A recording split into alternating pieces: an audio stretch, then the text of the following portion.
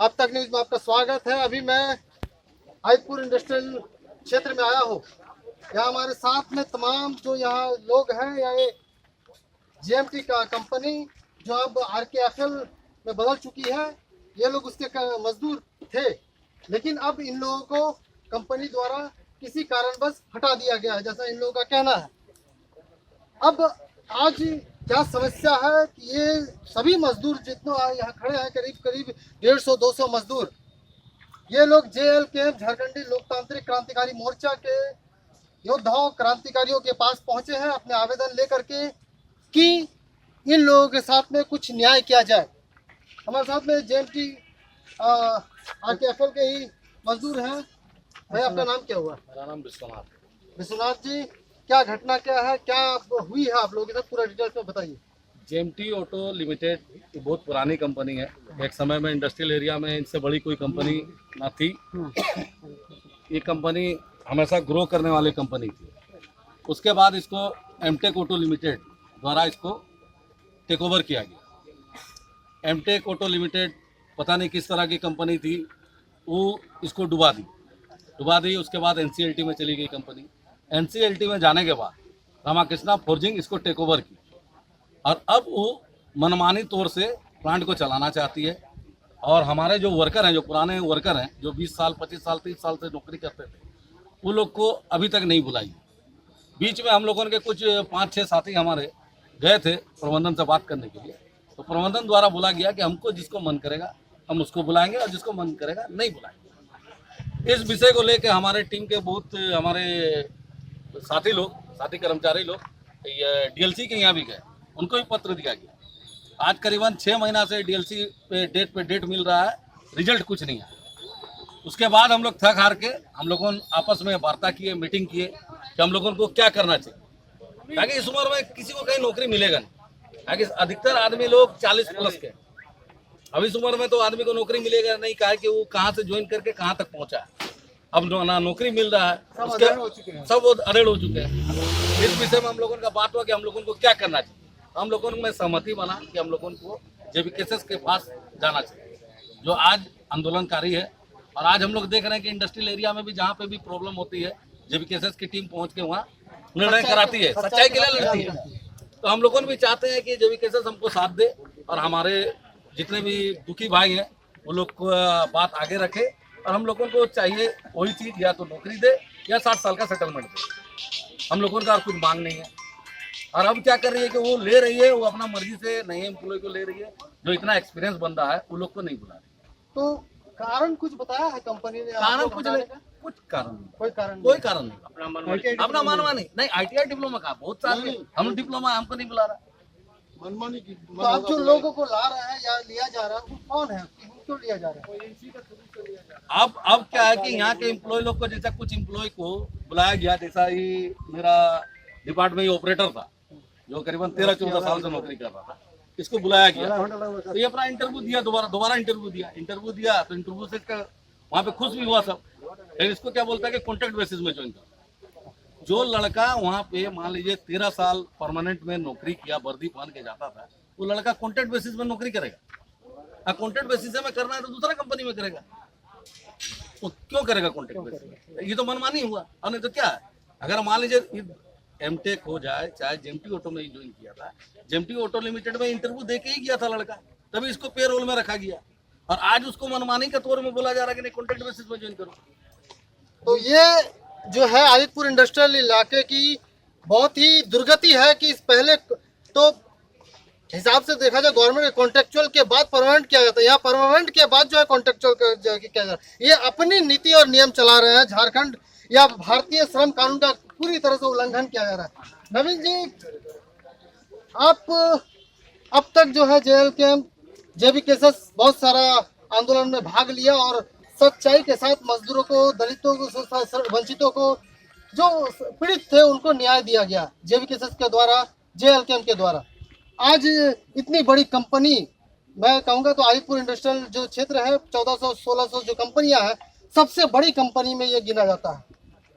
इन मजदूरों का अब क्या होगा? देखिए जैसे से हम लोग इस कोल्हान में जो हम लोग जैसे काम करते आए, इससे पहले भी जेबीके से जेएलकेएम द्वारा मजदूरों के लिए हक न्याय के लिए कहीं भी हम लोग जेबीके से परिवार हमेशा खड़े थे, वैसे इन लोगों के साथ भी जैसे हम लोग ऐसे ही खड़े रहेंगे और इन लोग भी आशा भरोसा जो लेके आए हैं हम लोगों के पास, वो हम लोग इनके विश्वास पर हम लोग टिके रहेंगे। और हमेशा पूरे झारखंड में देखिए जेबीके के पास जो लोगों का विश्वास आया, आज यहाँ देखिए सभी धर्म समुदाय के लोग हैं, हिंदू मुस्लिम सिख सभी धर्म के लोग हैं। आज सभी का जो विश्वास आया, सबसे बड़ी बात यह है कि आज टाइगर जयराम महतो जी के विचारधारा को लेकर जिन लोगों का विश्वास जगा, इन लोगों को भी कहना है कि किसी भी पार्टी में जाएंगे तो वो लोग हम लोग का काम नहीं करेंगे। इन लोगों का जो विश्वास आया, तो इसके सबसे पहले तो हम इन लोगों को बहुत बहुत धन्यवाद कि हम लोग के प्रति है कि इन लोगों में विश्वास आया कि जेबीके से ये चीज़ कर सकता है, और कर सकता है कि हम लोग किए भी हैं और करके दिखाएंगे, ये चीज़ का हम लोग गारंटी देते हैं। सही बात है, अब तक केवल जो है पार्टी को एक जातिवाद तक सीमित रखा जाता था, लेकिन आज जेबीके से सभी धर्मों का, सभी जातियों को, सभी लोगों को लेकर के चलने का लिए आज एक बहुत बड़ा उदाहरण पेश कर रहा है। तो अगर जो है जिस तरह से आने वाला ये कंपनी जो है बहुत बड़ी कंपनी है, मतलब इसकी ताकत इतनी है कि सरकार को भी ये अपनी बात मनवा सकती है। तो आप जो है ना किसी पद में है, ना किसी मतलब सरकारी मान्यता प्राप्त कहा जाए, लेकिन आज जो है लोगों को आपको आप पर विश्वास हो रहा है, तो किस तरह से करेंगे? आपका क्या नियम होगा? नियम तो जैसे हम लोग दूसरा जैसे कंपनी में हम लोग दिया गया तो इससे पहले भी जैसे इन लोग का मैटर, अभी हम लोग डीएलसी में जाएंगे, एसडीओ बीडीओ सारा जगह हम लोग आवेदन देंगे। सारा नियमता जैसे हम लोग का रूल प्रोटोकॉल जो हम लोग जेबीके से पालन करती है उसी के तहत होगा। थाना में भी हम लोग देंगे। और एक उग्र हम लोग क्या बोलेंगे, एक आंदोलन ऐसा करेंगे कि जो सबक है ना, रामकृष्ण फौजी कोई पहचान का मोहताज नहीं है। ये जो कर रहा लेबर का शोषण ना, उसको हम लोग आपको दिखाएंगे कि हम लोग क्या पावर होता है जेबीके से, क्योंकि इससे पहले भी हम लोग वहाँ गए हैं। बताइए जो मजदूर लोग है 40 साल 42 साल, ये लोग कहाँ जाएंगे बेचारा? इस उम्र में कौन नौकरी देगा? अरे भाई इन लोगों का आप कहीं तो रखिए, कंपनी ले ले, आपका भी तो जिम्मेवारी बनता है, आपका कंपनी कितना प्रॉफिट करके ये लोग दिए हैं, तो आपका भी तो जिम्मेवारी बनता है कि कुछ कीजिए या सेटलमेंट दीजिए। कुछ नहीं, इन लोगों को दर भरा 3 साल हो गया, बताइए इन लोगों का। केंद्र का भ्रष्टाचार यहाँ पर खुलेआम नजर आता है कि डीएलसी जो है मजदूरों की बात नहीं सुनती है, कंपनी की बात सुनते हैं। अमीन जी, आप बहुत पुराने नेता हैं, काफी आपको एक्सपीरियंस है।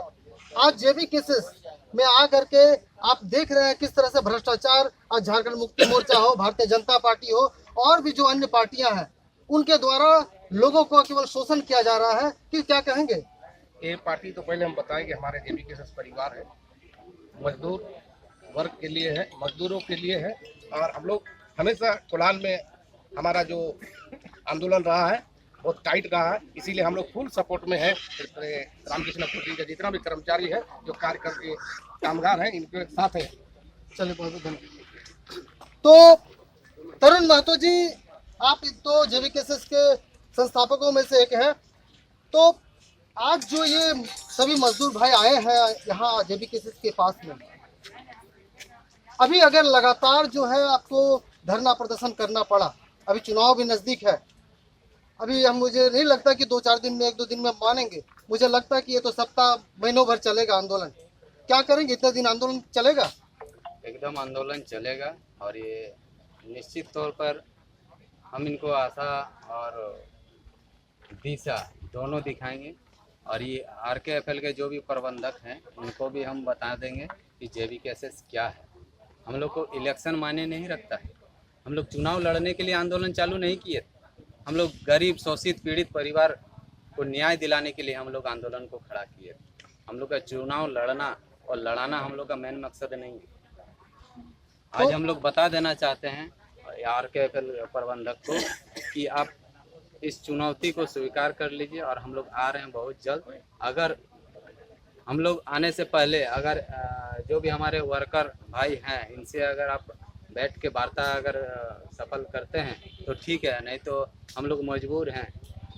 जो हमारे शोषित पीड़ित वंचित जो भाई लोग हैं, इसके लिए हम लोग रात दिन वहाँ धरना पे बैठेंगे, और आपको मनमानी ढंग से हम लोग चलने नहीं देंगे। और जीआईडिया के खिलाफ भी हम लोग धरना प्रदर्शन करेंगे।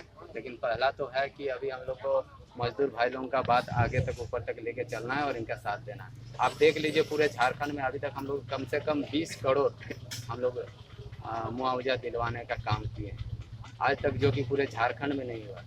सही बात है, आंदोलन सब जगह जो है सफलतापूर्वक किया। सफलतापूर्वक। तो हमारे साथ में एक और मजदूर भाई हैं, आप क्या कहना चाहते हैं?